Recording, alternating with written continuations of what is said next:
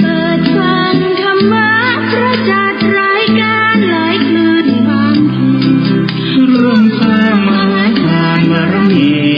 พระธาตุเจดีย์สีสองเมื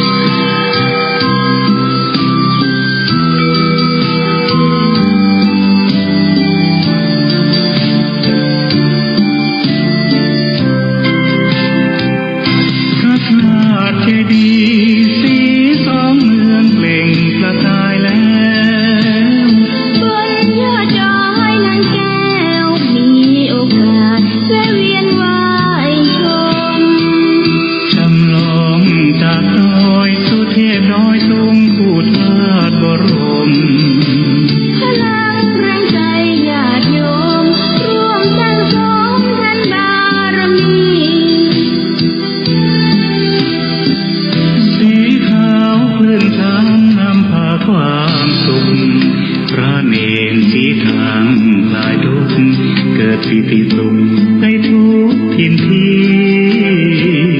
เปิดฟังธรรมะพระจัดรายการหลายคลื่นความร่วมสร้างมหาทานบารมีพระธาตุเจดีย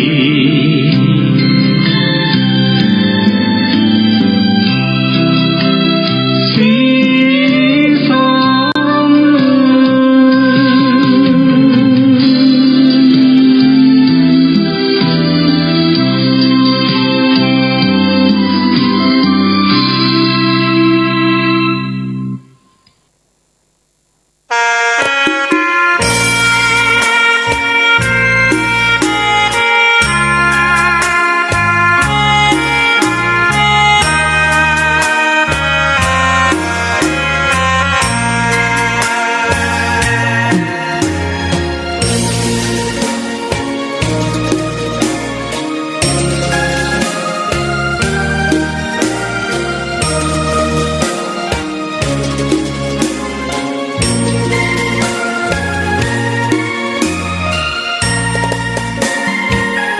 ดอกบัวดอกหนึ่ง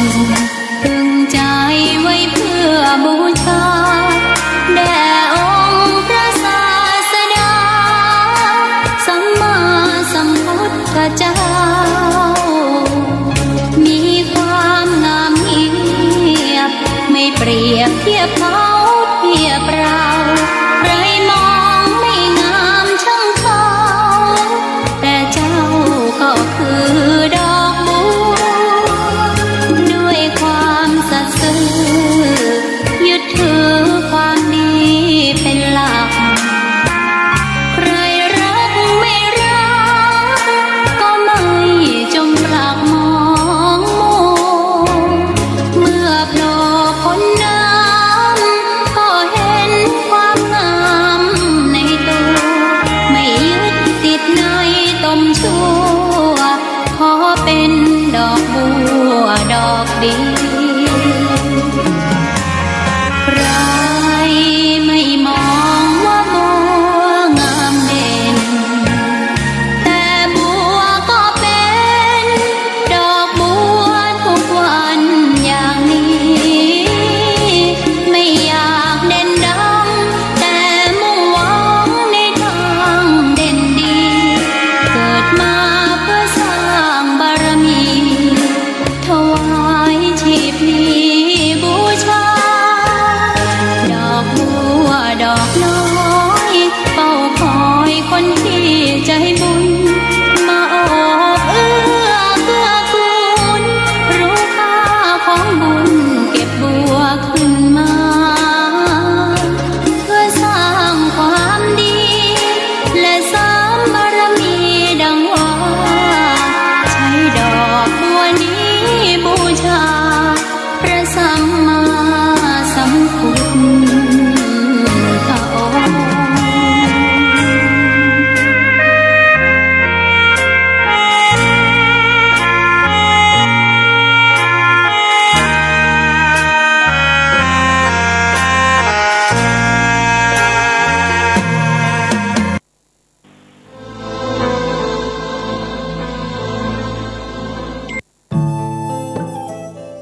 ท่านกำลังติดตามรับฟังสถานีวิทยุกระจายเสียงพระพุทธศาสนาแห่งชาติและสังคม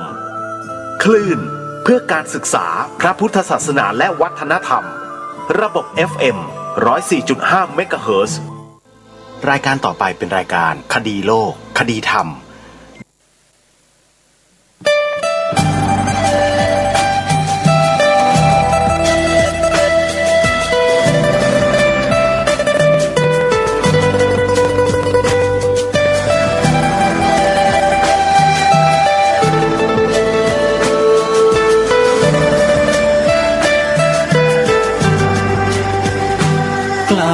คิดก็ต้องกล้าทำอย่ากลัวถ้าทำความดีเป็นศึกษาปัญหาให้ทันท่วงทีเมืองไทยจะพัฒนากว่านี้รายการดีๆคดีโลกคดีธรรมขอรำพันบรรยายความคิดเครื่องหมายแห่งสีทั้งสามงามถนัดขาวคือบริสุทธิ์สีสวัสดิ์หมายพระไตรรัตน์และธรรมะคุมจิตไทยแดงคือโลหิตเราใสซึ่งยอมสละได้เพื่อรักษาชาติศาสนาน้ำเงินคือสีโสภาอันจอมประชาถ้าโปรดเป็นของส่วนองค์จับริ้วเข้าเป็นไตรรงค์จึงเป็นสีธงที่รักแห่งเราชาวไทยทหารอวตารนำไปยงยุทธวิชัยวิชิตก็ชูเกียรติสยามประเทศไทยที่เจริญมั่นคงมาได้จนถึงทุกวันนี้มิได้เกิดขึ้นจากความหวาดกลัวยังคลาดเขลาแต่บรรพบุรุษไทยของเราทุกยุคทุกสมัยล้วนแต่มีความกล้าหาญและชาญฉลาดปกป้องเอกราชสร้างชาติให้เกิดความมั่นคงโดยมีธงแห่งพระไตรรัตน์เป็นเครื่องนำชัยจึงเป็นที่มาที่ไปของรายการคดีโลกคดีธรรมกล้าคิดก็ต้องกล้าทำอย่ากลัวถ้าทำความดีเป็นศึกษาปัญหาให้ทันท่วงทีเมืองไทยจะพัฒนากว่านี้รายการดีๆคดีโลกคดีธรรมรายการดีๆคดีโลกคดีธรรม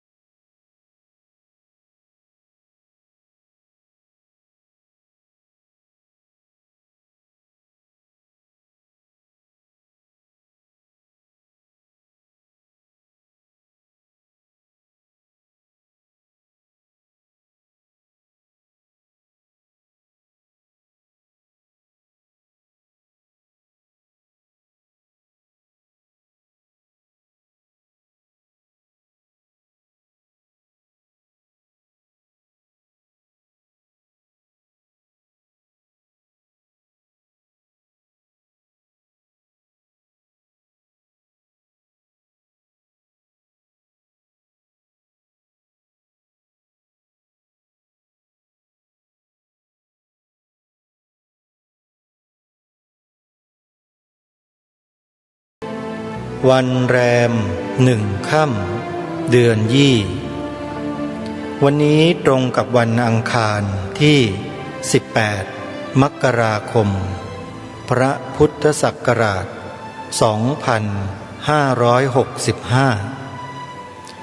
รายการคดีโลกคดีธรรมมาพบกับท่านผู้ฟังเป็นปกติทุกวันจันทร์ถึงวันศุกร์และวันเสาร์อาทิตย์ทางสถานีวิทยุแห่งนี้ท่านสามารถดาวน์โหลดแอปพลิเคชันสมาพันธ์สื่อวิทยุพระพุทธศาสนาอาเซียนเพื่อติดตามรับฟังรายการนี้ได้ทุกวันวันนี้รายการคดีโลกคดีธรรมจะได้นำเสนอบทพระราชนิพนธ์เทศนาเสือป่าในกันที่15เป็นกันที่พระองค์ท่านได้ตรัสแสดงเรื่องทุติยสิกขาบทในทุติยสิกขาบทกันนี้ขอบอกให้ท่านผู้ฟังทั้งหลายได้ทราบว่าเนื้อความที่พระองค์ได้ตรัสแสดงไว้นั้นพระองค์ท่านตรัสถึงพวกขโมยที่สำคัญมากๆเป็นขโมยที่ไม่ใช่ขโมยเล็กขโมยน้อยฉกชิงวิ่งราวเหมือนอย่างที่ผู้สื่อข่าวในประเทศไทยเราชอบนำมาเสนอหน้าจอทีวีไม่ใช่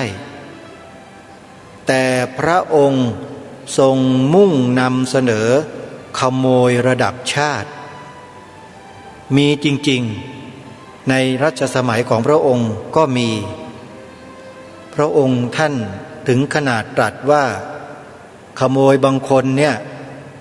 เดินลอยหน้าลอยชายเข้าวังจะเป็นอย่างไรนั้นวันนี้คอยติดตามรับฟังให้ดีแล้วท่านจะเห็นภาพชัดเจนเลยว่าพระองค์ท่านนั้นมิได้ทรงเข้าข้างฝ่ายใดฝ่ายหนึ่งไม่ว่าจะเป็นใครก็แล้วแต่ถ้าเป็นขโมยพระองค์ท่านถือว่าผิดทั้งหมดแม้จะเดินลอยหน้าลอยชายเข้าวังอยู่บ่อยๆพระองค์ท่านก็ไม่ทรงละเว้นทรงนำมาตรัสแสดงบอกให้แก่พวกเราได้ทราบได้รู้ว่าขโมยระดับชาตินั้น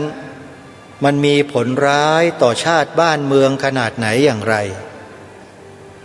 วันนี้เราจะได้สดับรับฟังกันท่านสาธุชนทั้งหลายวันนี้ทุกๆปีได้ถูกกำหนดให้เป็นวันกองทัพไทยอาตมาภาพมีสายสัมพันธ์กับกองทัพไทยในอดีตและปัจจุบันอดที่จะกล่าวถึงไม่ได้ต้องขอพูดสักนิดหนึ่งวันกองทัพไทยนั้นเป็นวันที่กำหนดให้มีขึ้นเป็นวันสำคัญของประเทศไทยของเราอีกวันหนึ่งเพื่อให้น้อมรำลึกถึงผู้เสียสละใช้ชีวิตของตนเองออกไปสู่แนวรบเพื่อป้องกันผืนแผ่นดินผืนนี้ให้แก่พวกเราชาวไทยมาตั้งแต่ครั้งสมัยโบราณจนถึงยุคปัจจุบันท่านเหล่านี้ก็ยังคงทำหน้าที่ปกป้องผืนแผ่นดินของชาติบ้านเมืองให้แก่พวกเราอยู่อาศัยอย่างร่มเย็นเป็นสุขอยู่เราจะลืมท่านเหล่านั้นไม่ได้เวลาทำบุญสุนทานใดๆก็แล้วแต่ก็อย่าลืมอุทิศส่วนกุศลให้แก่ดวงวิญญาณทหารหารทั้งหลายตั้งแต่ครั้งสมัยในอดีตจนกระทั่งถึงปัจจุบันนี้ให้เขาได้อนุโมทนารับส่วนบุญส่วนกุศลจากเราด้วยกันทุกท่านทุกคนด้วยนี่คือการน้อมรำลึกถึงบุญคุณของท่านเหล่านั้นในวันสำคัญเช่นนี้คือวันกองทัพไทยนี่คือสิ่งที่เราคนไทยโดยทั่วๆไปสามารถกระทำได้ถ้าจะให้ดีไปกว่านั้นก็คือให้พวกเราทุกคนนั้นจงสำนึกไว้โดยเสมอว่าหน้าที่ป้องกันประเทศอันประกอบไปด้วยสถาบันชาติสถาบันพระพุทธศาสนาและสถาบันพระมหากษัตริย์นั้น คนไทยทุกคนมีหน้าที่อันนี้สำนึกในข้อนี้ขอให้พวกเรานั้นได้ยึดถือไว้ให้มั่นคงอย่าให้ตกหล่นอย่าให้บกพร่องเพราะศัตรูที่จะจู่เข้ามาทำลายชาติบ้านเมืองประเทศของเรานั้นมีอยู่ตลอดเวลาอาตมาภาพขอยืนยันว่ามีอยู่ตลอดเวลาไม่ใช่ศัตรูภายนอกอย่างเดียวแต่ยังมีศัตรูภายในที่แฝงเร้นอยู่กับพวกเราก็มีที่โบราณเขามักจะเอ่ยนามคนเหล่านี้ว่าหนอนบ่อนไส้หรือเกลือเป็นหนอนหรือพวกแปรพักเป็นเหมือนอย่างที่ท่านหม่อมหลวงกาญตพงศ์วรวุฒิหรือว่าหม่อมช้างได้กล่าวไว้ในรายการตระเวนคนตระเวนธรรมทางสถานีโทรทัศน์ดีทีวี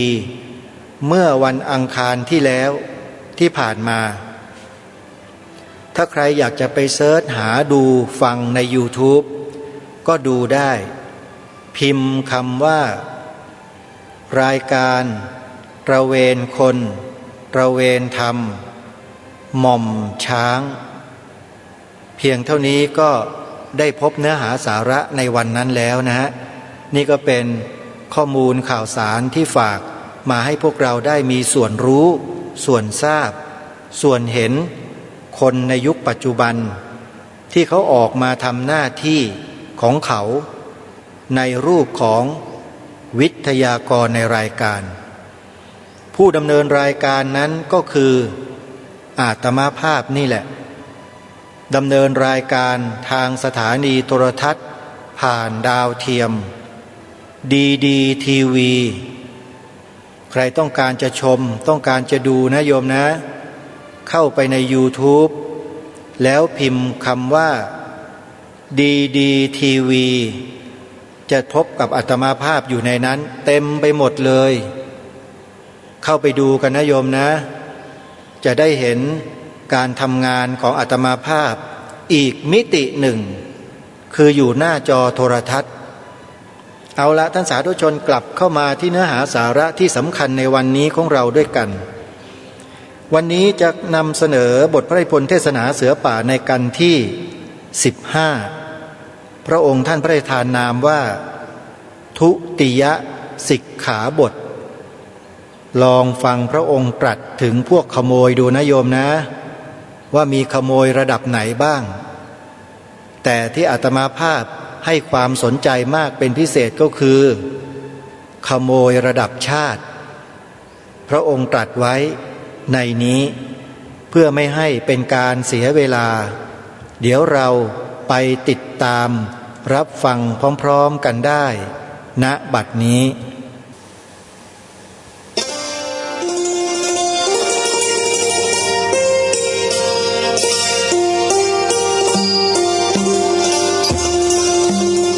เทศนาเสือป่ากันที่15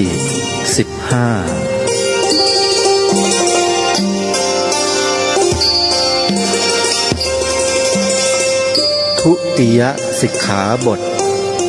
ทรงแสดงณวันที่15พฤษภาคมพระพุทธศักราช2458เมื่อมาประชุมไหว้พระครั้งก่อนได้แสดงข้อศีลองค์ที่1ที่เป็นนิจศีลแห่งพระพุทธศาสนาคราวนี้จะว่าต่อไปด้วยนิจศีลองค์ที่2คือ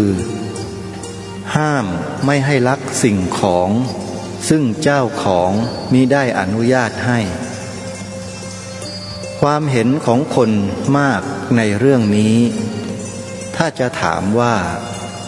อทินนาทานแปลว่าอะไร ก็คงจะได้คำตอบว่าห้าม ไม่ให้ขโมย แล้วเลยนึกต่อไปทันทีว่าศีลนี้ไม่ยากเพราะตัวเราเองไม่ได้ตกอยู่ในข้อห้ามนั้นเป็นแน่คำว่าขโมยคนเราโดยมากนึกว่าเป็นอะไรเรามักนึกว่าที่จะเป็นขโมยคงเป็นคนที่นุ่งผ้าสโรงโพกหัวโตๆเที่ยวย่องเบาขึ้นบนบ้านหรือมิฉะนั้นก็ถือคบร้องขู่ว่าอ้ายเสือเอาวาดังนี้เป็นต้นแท้จริงไม่ใช่เช่นนั้นเลยทีเดียวตามทางพระพุทธศาสนาคนที่แต่งตัวสวยงามก็เป็นขโมยได้การขโมยไม่ได้เป็นด้วยเครื่องแต่งตัวการขโมยไม่ได้เป็นเพราะเหตุที่เป็นไพร่ผู้ดีก็เป็นขโมยได้ก็มีแต่เราโดยมากไม่ได้นึกว่าจะมีขโมยผู้ดีมักจะยกไปให้เป็นความผิดประพฤติของบุคคลที่เราเรียกว่าคนไพร่เพราะฉะนั้นเราทั้งหลายจึงไม่เคยจะนึกว่ามีผู้ดีขโมยแท้จริงการขโมยของผู้ที่อาจจะเป็นไปในทางที่ร้ายกาจยิ่งกว่าไพร่โดยมากเพราะเหตุใดไพร่นั้นมีโอกาสน้อยจะขโมยของก็ได้แต่เล็กน้อยเท่านั้นอย่างเลวที่สุดพวกที่วิ่งราวเขากลางถนนเที่ยวฉวยเอาของจากร้านจากรวงเขากลางถนนเที่ยวฉวยหมวกสารเขาเช่นนี้เป็นต้นและต้องเป็นคนที่วิ่งฝีตีนเร็วหรือมือไวเท่านั้นอย่างนี้ไม่ต้องมีความฉลาดอะไรแต่ถ้าจะขโมยเป็นการใหญ่จะขโมยให้ได้มากก็ต้องลงทุนเหมือนกันต้องลงทุนหาเครื่องแต่งตัวให้สวยให้งามต้องลงทุนเข้าไปนั่งในบ้านในช่องให้เขาไว้วางใจเสียก่อนจะหาอุบายเข้าไปโดยอาการใดๆก็ตามโดยมากเป็นคนรับใช้ในบ้านและเป็นคนที่คุ้นเคยแล้วถ้าได้มีโอกาสเมื่อไรก็ฉวยเอาโอกาสอันนั้นเข้าหยิบของได้โดยเจ้าของไม่รู้สึกขโมยชั้นสูงเช่นนี้ท่านโดยมากมักเรียกกันว่าไม่ใช่ขโมยมักจะเรียกกันไปเสียอย่างอื่นโดยมากเรียกกันว่าคนมือไวคนมือไวก็ไม่ผิดอะไรกับคนฉวยหมวกสารของคนไปกลางถนนบางคนที่เป็นขโมยก็ทิ้งการเป็นขโมยไม่ได้จนตายเมื่อตัวตายก็ยังต้องขึ้นชื่อเป็นขโมยเราเป็นผู้ดีเมื่อเอาของที่เขาไม่ให้ก็เป็นขโมยเหมือนกันอย่าเข้าใจผิดที่ข้าพเจ้าพูดกับท่านทั้งหลายเช่นนี้อย่านึกว่าข้าพเจ้าจะดูถูกท่านทั้งหลายว่าเป็นขโมยฉะนั้นเลยข้าพเจ้าอยากจะขออธิบายความเข้าใจที่มีอยู่ในหมู่คนไทยโดยมากมักคิดกันว่าคนคนนั้นเป็นชั้นไพร่เป็นชั้นผู้ดีบางอย่างคนไพร่ทำได้บางอย่างผู้ดีทำไม่ได้แต่แท้จริงคนเราที่เกิดมาเป็นอะไรเป็นเด็กเหมือนกันหมดเมื่อเกิดมาจากครรภ์มารดามีอะไรติดตัวมาไม่มีอะไรมีแต่กระดูกมีแต่เนื้อหนังมีผม ผมก็เกือบจะไม่มีติดตัวมาเลย คนเราที่จะชั่วจะดีจะนับว่าเป็นผู้ดีหรือเป็นผู้ไม่ดีก็แล้วแต่ความประพฤติของเราเมื่อตัวเราประพฤติดีเขาก็ว่าเราอยู่ในธรรมถ้าเราเป็นผู้ดีแล้วประพฤติไม่อยู่ในธรรมเราจะเป็นลูกเจ้าพระยานาหมื่นหรือแม้จะเป็นลูกเจ้านายก็ไม่พ้นเป็นคนชั่วถึงเราจะเป็นลูกคนที่สูงเท่าไหร่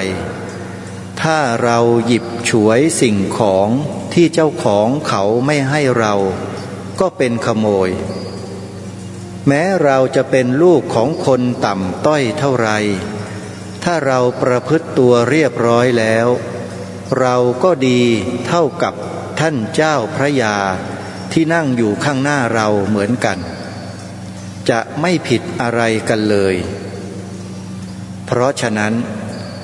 ความสำคัญที่ว่าดีจะนับถือหรือไม่นับถือว่าดีต้องอยู่ในศีลต่างหากที่ถือศีลแคบไปนั้นเป็นของชักให้มีผลร้ายเป็นอันมากเพราะฉะนั้นเรื่องว่าเป็นขโมยนี้ต้องขอให้ท่านพยายามเข้าใจถ้าท่านผู้ใดไม่เข้าใจแล้วขอให้ไปถามเพื่อนเขาดูคงมีเขาเข้าใจเหมือนกันแต่อย่างไรก็ต้องขอให้พยายามฟังถ้อยคำที่ข้าพเจ้ากล่าวในที่นี้ข้าพเจ้าตั้งใจพูดเป็นภาษาไทยที่จะให้เข้าใจได้ดีที่สุดไม่ได้ใช้พูดภาษาอื่นถ้าไม่เข้าใจก็ไม่เป็นประโยชน์เท่านั้นข้อห้ามที่ไม่ให้ถือเอาสิ่งของผู้อื่นที่เขาไม่ได้ให้ถ้าจะคิดไปให้ดีแล้วเป็นข้อที่เราทั้งหลายคงจะเห็นความจริงอันดีเพราะอะไรสิ่งของที่จะมีราคาหรือที่ไม่มีราคาไม่ใช่มีราคาเพราะตัวสิ่งของนั่นเองของสิ่งใดทั้งหมดทุกอย่างที่มีราคาก็เพราะว่าคนเรานิยมรักใคร่ในของเหล่านั้นถ้าของสิ่งใดที่เราไม่รักใคร่ของสิ่งนั้นย่อมจะไม่มีราคาเลยของสิ่งใดที่คนเรารักมากของสิ่งนั้นย่อมมีราคามากเพราะฉะนั้นของซึ่งมีราคาแปลว่าเป็นของที่คนเรารักมากเมื่อตกไปเป็นของใครผู้ที่เป็นเจ้าของสิ่งนั้นเขาจะต้องเก็บรักษาไว้เมื่อเป็นเช่นนั้นแล้วแม้ผู้อื่นไปเห็นของสิ่งนี้อยากได้นี้ก็เท่ากับแสดงอีกแล้วว่าของอันนั้นมีราคาขึ้นอีก2 เท่าเพราะคน2 คนมีความปรารถนาตรงกันเข้าแล้วฉะนั้นถ้าผู้ที่ไม่ได้เป็นเจ้าของอยู่ก่อนไปฉวยสิ่งของซึ่งเป็นของผู้อื่นเจ้าของเขาจะเสียดายปานใดข้อนี้เป็นข้อที่สำหรับควรนึกถ้าต่างว่าของนั้นเป็นของเราเมื่อคนอื่นหยิบเอาไปเราเสียดายไหมถ้านึกเสียดายต้องเข้าใจว่าของผู้อื่นเจ้าของเขาก็เสียดายเหมือนกันข้อนี้เป็นข้อสำคัญที่เป็นข้อเตือนใจ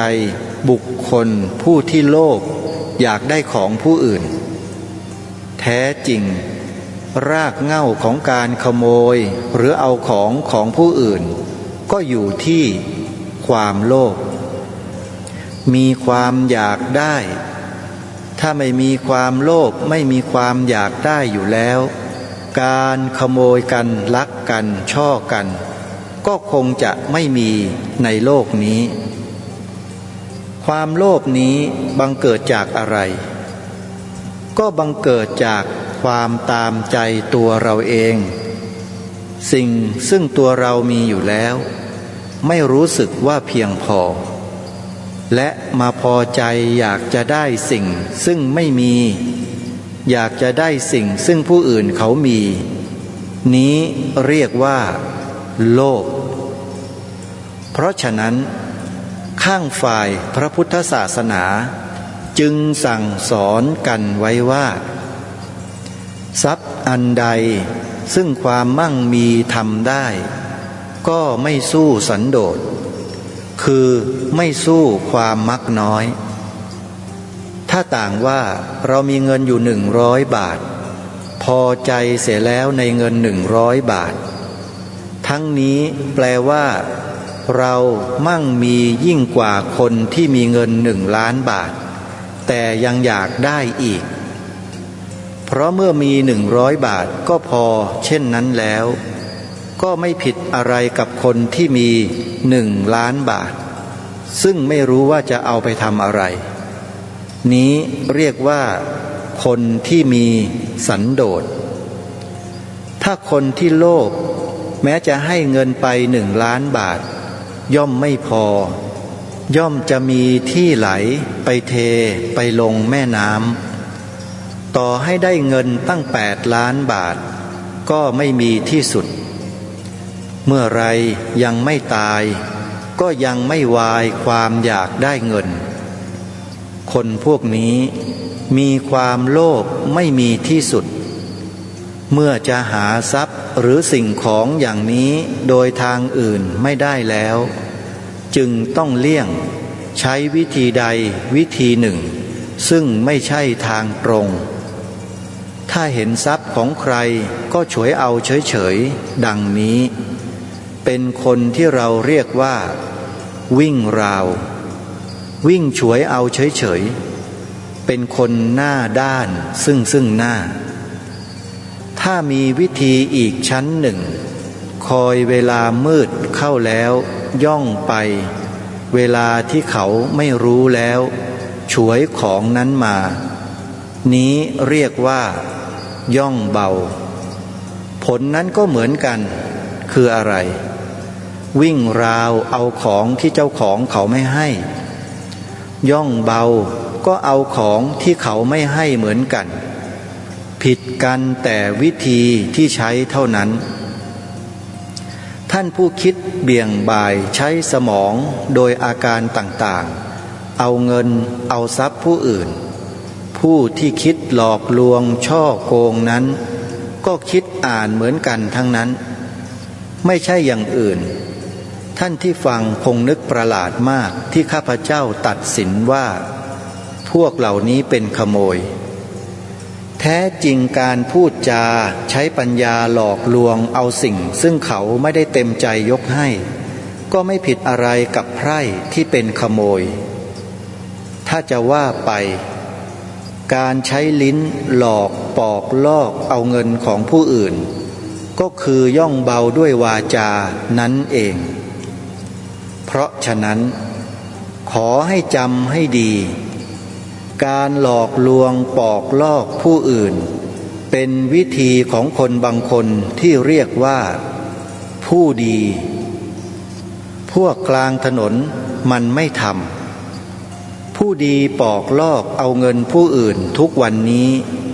เดินลอยหน้าลอยนวลเข้าวังบางคนลอยชายเข้าวังด้วยซ้ำพวกไพร่ที่เดินกลางถนนก็มีความปรารถนาอย่างเดียวกับผู้ดีที่กล่าวในที่นี้เหมือนกันแต่มันเป็นคนจนผู้ดีเดินลอยชายเข้าวังได้คนนั้นมันเป็นคนจนเดินลอยชายเข้าวังไม่ได้เพราะฉะนั้นจึงต้องถือการขโมยนี้ให้กว้างออกไป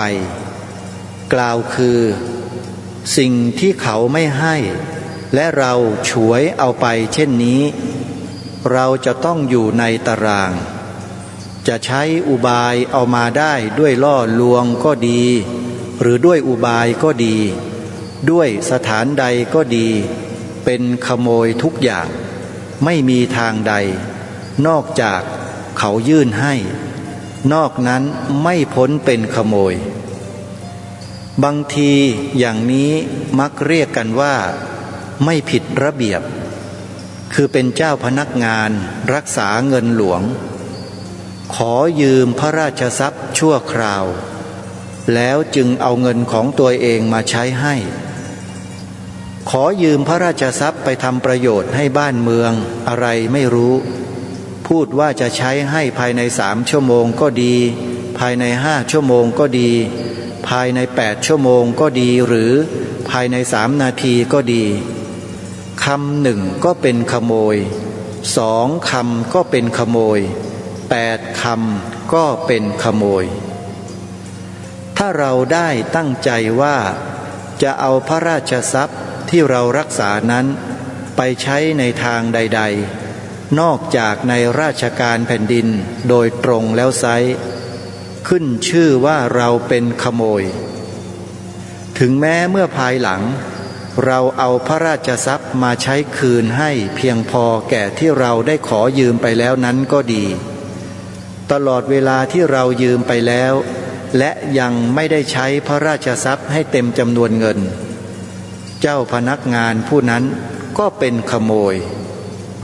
และเมื่อใช้พระราชทรัพย์หมดสิ้นทุกประการเท่าที่ตัวขอยืมไปแล้วก็ยังเป็นขโมยไม่พ้นเป็นขโมยอยู่นั่นเองเพราะฉะนั้นจะทำอย่างไรท่านจึงจะพ้นเป็นขโมยไม่ลงมือทำเลยอย่าเอาเลยตั้งแต่ต้นที่เอาไปถ้าเอาแล้วถึงจะใช้ภายใน8 ชั่วโมงได้ภายใน3 นาทีได้ก็ยังเป็นขโมยเพราะฉะนั้นศีลก็ดูเป็นข้อสำคัญมากที่กล่าวนี้ก็อยู่ในส่วนเรื่องข้าราชการบางคนซึ่งมีหน้าที่รับราชการรักษาพระราชทรัพย์นอกจากที่รักษาพระราชทรัพย์เป็นผู้มีหน้าที่ทำพระราชทรัพย์ให้งอกงามขึ้นเช่นเจ้าพนักงานสรรพากรพวกเก็บภาษีหรือสาธารณทรัพย์อย่างกรมกองหมายเป็นต้นพวกเหล่านี้ในขณะเมื่อเก็บภาษีอากรหรือถ้าเก็บตามที่อนุญาตตามทางราชการเช่นนี้ไม่นับว่าเป็นขโมยเพราะว่ามีอำนาจในพระราชกำหนดกฎหมายซึ่งถือตามพระราชบัญญัติอนุญาตให้เก็บได้แต่ต่างว่าผู้ที่เก็บเงินภาษีอากรเก็บเงินรัฐชูปการคนละ6 บาทแต่ไปเก็บเอา8 บาทเอาไปเข้ากระเป๋าเสีย2 บาทส่งรัฐบาลแค่6 บาทเช่นนี้เป็นขโมยแท้จริงไม่ใช่ขโมยของรัฐบาลเป็นขโมยของราษฎรแต่ที่ทำหรือที่มีมาตามปกติเก็บเงินคนละ8 บาทราษฎรคงไม่ให้ที่มักมีอยู่คือไปเที่ยวเก็บภาษีตามบ้านเขาและไปเห็นม้าเขางามบอกว่าขอขี่นะแล้วขึ้นขี่เอาของเขาไปเช่นนี้ก็มีตัวข้าพเจ้าเองก็พบได้เห็นได้รับฎีกาต่อมือแล้วข้าพเจ้าได้เรียกตัวเจ้าพนักงานที่เป็นจำเลยมาถามตอบรับเป็นสัตย์ได้ถอดเสียกับที่เช่นนั้นก็มีไม่ใช่นายคนนั้นผู้เดียวที่ทำเช่นนี้คนอื่นที่ทำอีกมากแต่จับไม่ได้การเช่นนี้ผู้ที่เป็นข้าราชการอย่างชั้นผู้น้อยลงไปมองไม่รู้สึกว่าเป็นขโมยรู้สึกเหมือนท่านให้อำนาจเขาแล้ว ดูเหมือนอำนาจให้ไว้สำหรับกดหัวมนุษย์ด้วยกันอีกที คนมีอำนาจเที่ยวกดขี่เอาสิ่งของที่เขาไม่ให้เช่นเรียกเอาม้าขี่ที่บ้านหรือเอาสิ่งของที่เขาใช้ในบ้านพอใจหยิบฉวยเอาก็ดี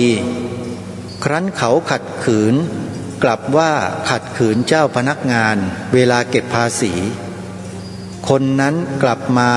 ติดตารางเสียก็มีความเข้าใจผิดคิดเห็นไปว่าเมื่อท่านตั้งเป็นผู้เก็บภาษีแล้วมีอำนาจคนที่ได้ฉวยเอาของเขาตามใจเช่นนี้เข้าใจผิดเพราะฉะนั้นเราทั้งหลายต้องเข้าใจว่าคนทำเช่นนี้เป็นขโมยเหมือนกันอันหนึ่งในส่วนหน้าที่นักรบของเราคือในเวลาทำสงครามเป็นต้นจะมีเวลาอยู่บ้างที่จะเปิดช่องให้นักรบเป็นขโมยได้ในเวลาที่เราไปรบในบ้านในเมืองอื่นเมื่อบ้านเมืองนั้นถูกทำร้ายโดยคำสั่งของผู้บังคับบัญชาหรือด้วยเหตุที่อยู่ในสนามรบก็ตามทหารมักหยิบฉวยสิ่งของซึ่งอยู่ในบ้านในเรือนเหล่านั้นโดยมากเป็นไปโดยเข้าใจว่าเพราะรบแล้วสิ่งของเหล่านั้นเป็นของข้าศึกเราจะหยิบฉวยเอาได้โดยไม่ผิดข้อนี้ไม่ถูกผู้ที่ถือพระพุทธศาสนาจะกล่าวเช่นนั้นไม่ได้เป็นทหารก็เป็นไปเป็นนักรบก็เป็นไปแต่ไม่มีใครอนุญาตให้เป็นโจรกองโจรกับกองนักรบมีวิสัยผิดกันมากกองโจรก็ถืออาวุธเช่นนักรบอยู่เราก็ถืออาวุธเหมือนกันแต่ผิดกันที่โจรนั้นอยากได้ก็แย่งเอาเรามีวินัยและมีธรรมะอยู่ในใจเราไม่เบียดเบียนพลเรือนที่ไม่ได้เกี่ยวข้องในการรบสิ่งของถึงแม้ทิ้งเรี่ยราดกลาดเกลื่อนอยู่ในสนามรบสิ่งของเหล่านั้นเจ้าของเขามีเมื่อเขายังไม่ให้แก่เราเราถือเอาก็นับว่าเป็นขโมยเท่ากับเวลาไม่รบการที่ทหารเยอรมันบางเมืองได้ถือเอาว่าในเวลาสงครามแล้วย่อมไม่มีธรรมะใดๆเวลาสงครามแล้วบรรดาสัญญาย่อมฉีกเสียได้เป็นชิ้นเล็กน้อยเที่ยวหยิบฉวยสิ่งของจากบ้านช่องของศัตรูและถือว่าไม่มีความผิดฉะนี้ถ้าว่าส่วนทางพระพุทธศาสนาแล้วก็ตรงกันข้ามกับความคิดของผู้ที่จำเริญรุ่งเรืองแล้วซึ่งเดี๋ยวนี้ย่อมถือกันอยู่ทั่วโลกคือการแย่งชิงหรือหยิบฉวยสิ่งของในที่ซึ่งอยู่ในเมืองหรือในบ้านซึ่งทำสงครามเช่นนี้เป็นของที่พ้นสมัยควรใช้ต่อเมื่อคนเรายังคล้ายสัตว์เดรัจฉานซึ่งไม่รู้จักว่าสิ่งใดเป็นของเราของท่านเมื่อคนเรามีสติปัญญาความสามารถจะบอกได้แล้วรู้ได้แล้วว่าสิ่งนี้เป็นของเราสิ่งนั้นเป็นของท่านเช่นนี้ผู้ใดถือเอาสิ่งของซึ่งไม่ใช่เป็นของตนเองถึงแม้ในเวลาสงครามและใช่ธรรมดานั้นก็ดี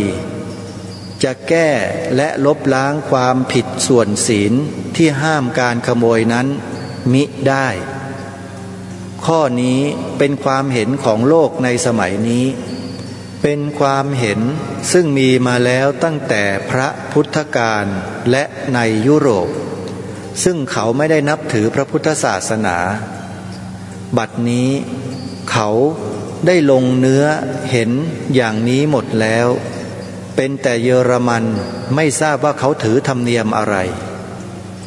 การที่ถือว่าสงครามเป็นเหมือนหนึ่งบอกเลิกธรรมะทั่วไปทุกอย่าง การสงครามเหมือนอย่างยกโทษให้ทั้งหมดแม้จะทำการชั่วร้ายอย่างไร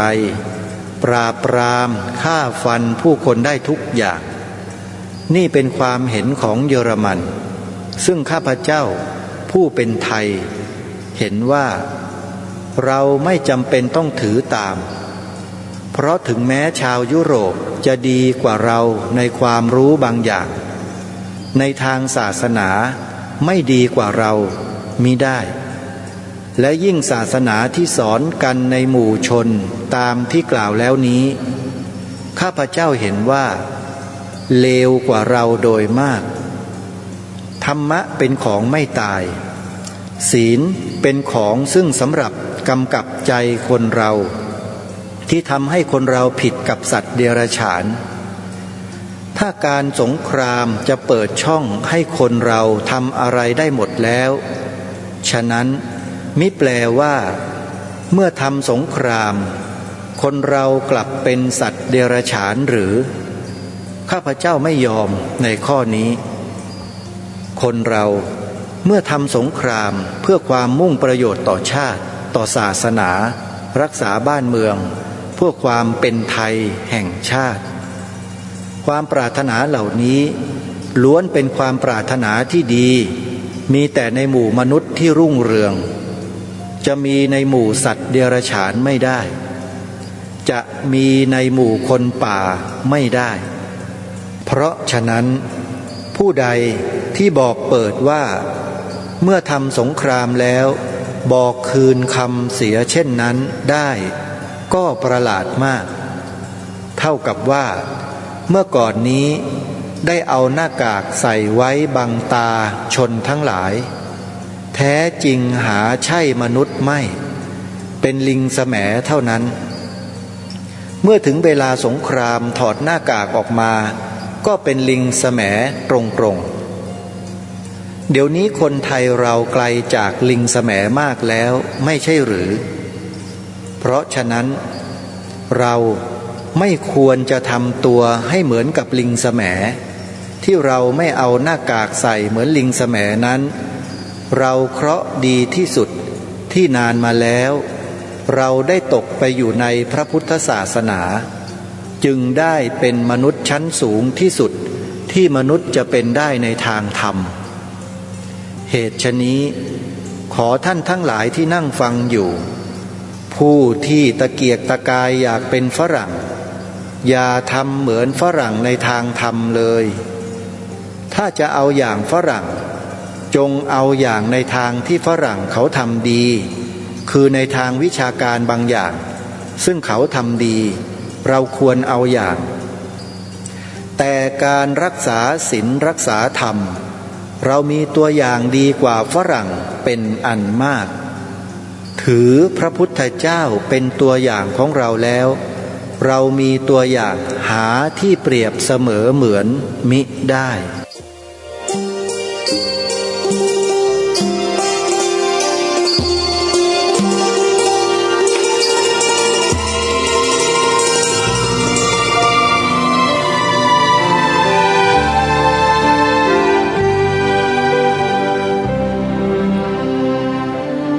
ท่านผู้ฟังทุกท่านที่ท่านฟังจบไปนั้นเป็นบทพระราชนิพนธ์เทศนาเสือป่ากันที่15เรื่องทุติยสิกขาบทเชื่อว่าท่านผู้ฟังทุกท่านที่ตั้งใจฟังตั้งแต่ต้นจนจบคงมองเห็นน้ำพระราชหฤทัยขององค์พระบาทสมเด็จพระมงกุฎเกล้าเจ้าอยู่หัวรัชกาลที่6หรือสมเด็จพระมหาธีรราชเจ้าของปวงชนชาวไทยของเราพระองค์นี้เป็นอย่างดีนี่คือองค์พระมหากษัตริย์ไทยของเราอีกพระองค์หนึ่งที่ทรงทราบซึ้งในหลักธรรมคำสอนขององค์สมเด็จพระบรมศาสดาสัมมาสัมพุทธเจ้าและพระองค์ก็ทรงพยายามที่จะบอกสอนพระราชทานสิ่งดีๆ ให้กับเหล่ามหาอมาตย์ราชมนตรีทั้งหลายทั้งปวงที่นั่งอยู่ณตรงนั้นและที่มีชีวิตอยู่ในปัจจุบันนี้ด้วยให้ได้ทราบซึ้งในสิ่งซึ่งพระองค์ได้ทรงสัมผัสด้วยพระองค์เองนั่นก็คือผลจากการศึกษาเรียนรู้ศีลธรรมและนำศีลธรรมนั้นไปปฏิบัติจนเกิดเป็นผลดีแก่ชีวิตสังคมประเทศชาติและจนกระทั่งแม้แต่ต่อโลกใบนี้ชัดเจนมากเพราะฉะนั้นใครก็ตามที่อวดอ้างตัวเองว่าฉันเก่งฉันมีอำนาจฉันมีปืนฉันมีซุ้มมือปืนฉันมีระเบิดฉันฆ่าใครก็ได้คนเหล่านี้พระองค์ได้ทรงพระราชทานนามให้เลยว่าเป็นพวกลิงแสมใครอยากเป็นลิงแสมก็เชิญได้กระทำตนให้กลางต่อผู้อื่นที่ไม่มีทางสู้ต่อไปโดยเฉพาะทำต่อพระภิกษุสงฆ์สามเณรแม่ชีอุบาสกอุบาสิกาผู้อยู่ในศีลอยู่ในธรรมคนเหล่านั้นนั่นแหละควรได้ชื่อว่าลิงแสมท่านสาธุชนผู้ฟังทั้งหลายสถานการณ์ของพระพุทธศาสนาในประเทศไทยของเราท่านสาธุชนทั้งหลายก็คงจะได้ทราบว่าเกิดอะไรขึ้นทำไมมันเกิดขึ้นเช่นนี้ได้แน่นอนละฮะทุกเรื่องราวทุกเหตุการณ์นั้นย่อมมีเหตุมีปัจจัย